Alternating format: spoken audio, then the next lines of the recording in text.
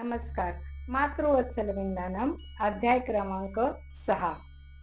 अवधूत चिंतन श्री गुरुदेव दत्त.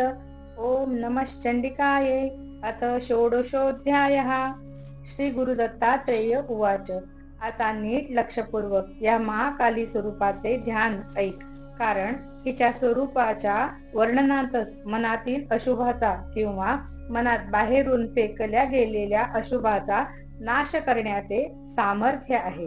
या आदिमाता महाकालीचा वर्ण गडद अंधारापेक्षाही खूपच अधिक काळा होता. तिला 10 हात व 10 पाय होते. तिच्या कपाळावर युगानुयुगे आणि कल्पानुकल्पे मारलेल्या असुरांच्या रक्ताचा तिलक शंखाच्या आकृतीत रेखलेला होता. तिच्या गळ्यामध्ये असुर मुंडांच्या अनेक माळा होत्या. या महाकालीची जिव्हा तिच्या कंठकुपापर्यंत बाहेर लोंबत होती व असुरांच्या रक्ताने लाल भडक दिसत होती. ही जिव्हा तिने मुख उघडताच कितीही लांब व मोठी होत होती. त्या भयानक स्वरूपाचे यत्किंचितही भय न वाटता उलट ब्रह्मदेवाच्या मनातील असुरांचे भय मात्र तात्काळ नाहीसे झाले. या महाकालीने प्रकटताच क्षणी महाविष्णूला पाचारण केले व स्वतःच्या हातातील चक्र त्यास देऊन मधुकैटभांशी लढण्यास सांगितले. महाविष्णूचे व मधुकैटभांचे घनघोर युद्ध सुरू झाले.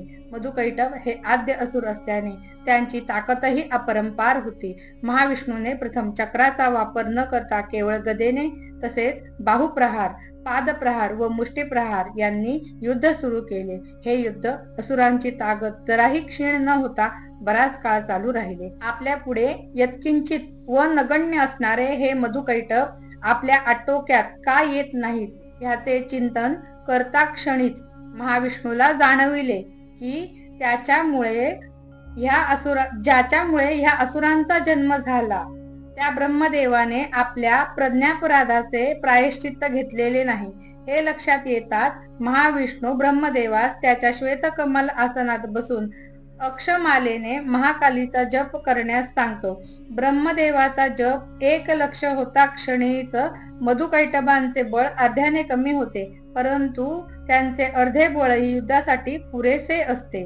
त्यामुळे महाविष्णू ब्रह्मदेवाच्या मुखाकडे पाहतो तेव्हा त्याला आढळते की ब्रह्मदेवाच्या डोळ्यांत वैराची, शत्रुत्वाची व सुडाची भावना आहे आणि त्यामुळेच असुरांचे अशुभ बळ क्षीण होणे थांबले आहे. लगेचच महाविष्णू आदिमातेस प्रार्थना करतो व त्यानुसार ती महाकाली ब्रह्मदेवाच्या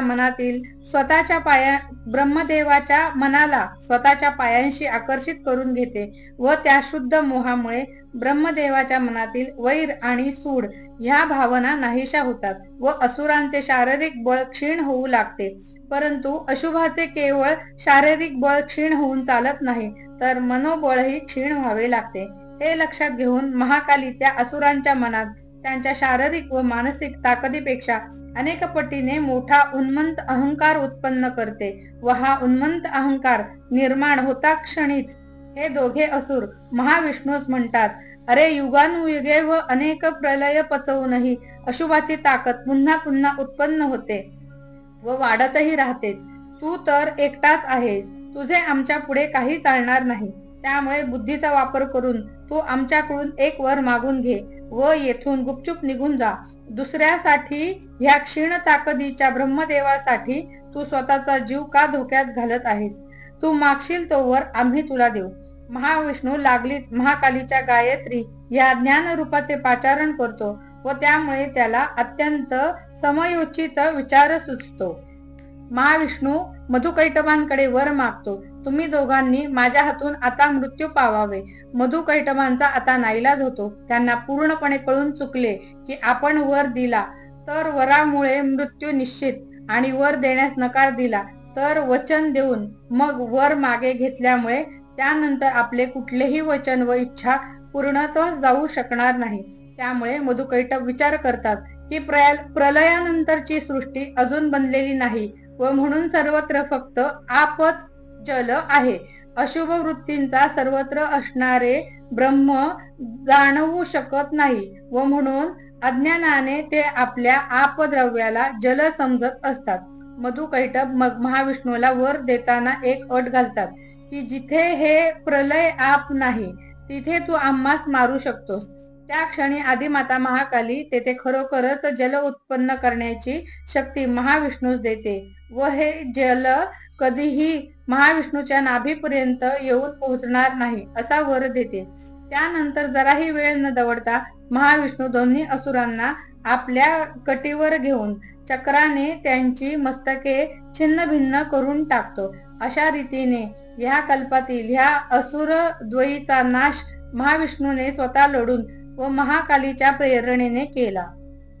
महाविष्णू हे असुर नाशाचे कार्य संपन्न होतात आपल्या मातेच्या महाकालीच्या चरणांवर लोटांगण घालतो व तू अशुभ तत्वांसाठी साक्षात महाकालत्रयी आहेस अशी तिची स्तुती करतो. आधी माता महाकाली महाविष्णूस वात्सल्याने जवळ घेऊन त्याला तू सत्यनारायण ह्या नावाने संकीर्तन केला जाशील असा वर देते व त्या वराबरोबरच ब्रह्मदेवाच्या जिव्हेतून आल्हादिनीच्या श्रद्धा तत्वाचे स्थूल स्वरूप असणारा नारद साकार होतो व तेव्हापासून नारायण नारायण हा जप करू लागतो. क्षणार्धात महाकाली अंतर्धान पावते व ब्रह्मदेव आणि नारद महाविष्णूच्या पायावर लोळण घेतात. ब्रह्मदेव महाविष्णूस विचारतो, हे परमात्म देवादिदेव, तुला आदिमातेने सत्यनारायण हे नाव का बरे दिले हे कृपा करून सांगशील काय? कारण हे ज्ञान होताच नारद संकीर्तन करण्यास समर्थ होईल. महाविष्णू म्हणतो, पुत्र, नार म्हणजे विश्वाचे मूलतत्व असणाऱ्या ब्रह्मतत्वाचे प्रत्येक प्रकट स्वरूप व आता ते जलरूपाने प्रकटले म्हणून नार म्हणजेच जलही आणि ह्या आपही म्हणजेच जलाची निर्मिती, स्थिती, गती व पुनर्निर्मिती हे चक्र अर्थात ऋतुचक्र आदिमातेने माझ्या अंमलात दिले आहे व म्हणून मला नारायण हे नाम आणि आदिमातेच्या मुखातून फक्त सत्यच निघत असते म्हणून सत्यनारायण हे माझे मातुल नाम. एवढे बोलून महाविष्णू अंतर्धान पावतो आणि निर्विघ्न झालेला शिवात्मा ब्रह्मदेव सृष्टी रचनेस आरंभ करतो. सृष्टी निर्मितीच्या आरंभापासूनच देवर्षी नारद नारायण नारायण हा जप सदैव करीत आहे व या जपाच्या साक्षीने ब्रह्मदेवाचे अर्थात निर्मितीचे कार्य संपन्न होत असते.